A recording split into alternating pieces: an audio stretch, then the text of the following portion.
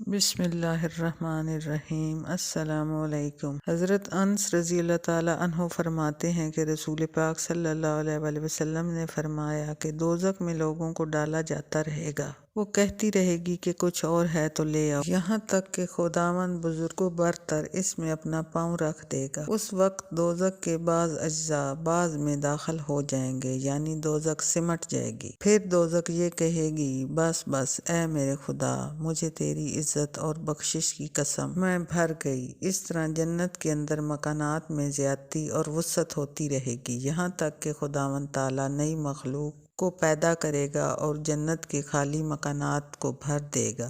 حضرت ابو ہریرہ رضی اللہ تعالیٰ عنہ فرماتے ہیں کہ رسول پاک صلی اللہ علیہ وآلہ وسلم نے فرمایا، جنت اور دوزخ کا آپس میں جھگڑا ہوا۔ دوزخ نے کہا، مجھ کو سرکشوں اور متکبروں کے لیے اختیار کیا گیا ہے۔